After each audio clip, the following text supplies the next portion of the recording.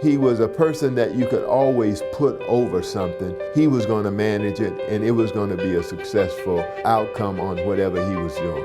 And I think that he's just probably one of the most humble people I've ever met, and it's one of the things that I revere about him the most. He is an extremely passionate person. He is passionate about his work.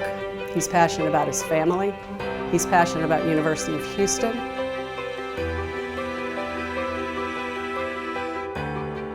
Howie was born in Troy, New York, and he is the first generation American in his family. His parents came to America in 1936 from Germany, and his parents met on the boat and then married later. Howie's father passed away when he was 6, and he was raised by his mother. She did a wonderful job of teaching Howie and his brother to enjoy life and overcome adversity. Howie came to Texas in 1963. He received a basketball manager scholarship from the University of Houston from 1963 to 1968, which of course was an amazing basketball time. And the legend goes that Coach Lewis and Howie both were on a recruiting trip. And it's the time when they recruited the famous Elvin Hayes from that very dream team. Later on, when Elvin agreed to come, he made a condition that he must room with Howie, that he liked Howie so much. I used to call him Lorch, and I got to know Howie. We were roommates for, my time at the University of Houston, and really had a great time. Bringing Elvin Hayes itself is a big contribution Howie made to the university, because that ended up breaking the color barrier. Well, Howie is a very funny person. I remember my senior year, we had a great schedule. We were going to New York, we were going to Hawaii. Howie wanted to travel that year, so he told me, he said, "Elvin, I got to find a way to go on these trips." And this is kind of like a vintage Howie Lorch. He went to Coach. He knew Coach was a very kind of a superstitious guy. And he would tell Coach, he said, "Coach, if this season, if you rub my head before every game," Howie was a redhead, so he said, "If you rub my head before every game, we'll win every game this year." And we were undefeated that year. We won every game that year. We beat UCLA in the big game in the Astrodome, and we went on to finish up the season undefeated.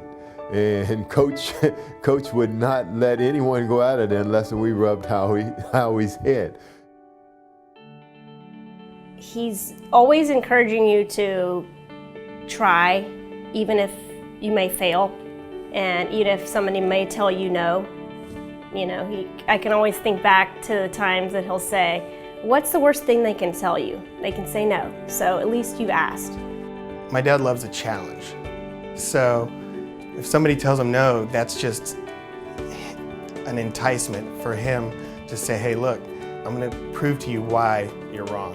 And he always does it in a very cordial way, but before you know it, it goes from a no to a yes. So there was definitely some stuff that carried over through his childhood through ours. I think I was probably 11 years old, and I had started to take a shining to water skiing, and I got an Overton's catalog in the mail, and there was a pair of trick skis that I wanted to buy. And I remember when I went and told him, "Hey Dad, I want to get these skis." And he took me into his bathroom and said, "Come on in here, I'm going to show you how you're going to get those skis. They're right in here." And he pulled out a shoe shine box and showed me how to shine shoes.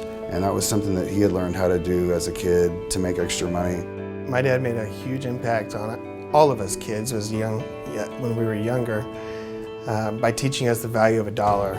He always had his little sayings, and one of them was good, better, best. Never let it rest until the good becomes the better and the better becomes the best. I didn't know that if other families had like a head cheerleader in their family, but our head cheerleader is Howie, and we are the Lorches, the mighty, mighty Lorches, and you know, just ways to, we would get pumped up in situations where if we were about to miss a flight or if, you know, they didn't have a rental car, just not to lose hope and don't worry, we're gonna put the Lorch torch on them and we'll get this worked out.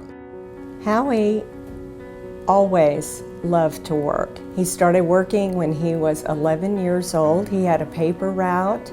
He sold Christmas trees. He was working at a athletic facility here in Houston, and he was seeing these young men his age coming in with beautiful suits and fantastic cars, and how he was managing this athletic facility.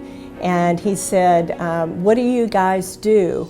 And they said, well, we're stockbrokers. And Howie said, that's what I want to do. I think he's 47 years in the business, and he loves to go to work every day. He said, why wouldn't I? I just talk to my friends all day long. Your family life and your health, and he wants to really know the whole person. Howard is probably one of the most passionate, dedicated, committed people I've ever met.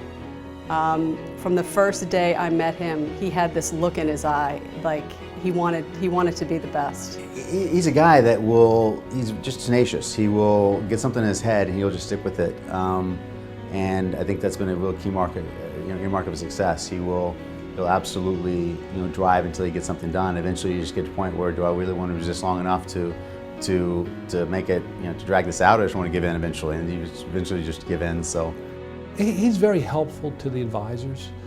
If someone has a problem or a need, he'll be the first one to step up. Hey, let me talk to this person about that, or maybe I can help them. When Howie used to go to Blockbuster, back when Blockbuster was the place to get movies, there was a very bright, enthusiastic young lady there named Yvonne Cabral. And he would come in every Friday night with his sons, and we kindled a nice friendship. And after about 3 or 4 months, he approached me to come work for him. I remember going up with the best suit I could possibly come up with, and I'll never forget it. I was the only woman, minus his partner now, Trish. And he said, gentlemen, meet your competition. And I had no idea what industry, what I was doing there, other than I needed a job to continue putting myself through school. And he taught me everything he knew. He overnight essentially became my surrogate father.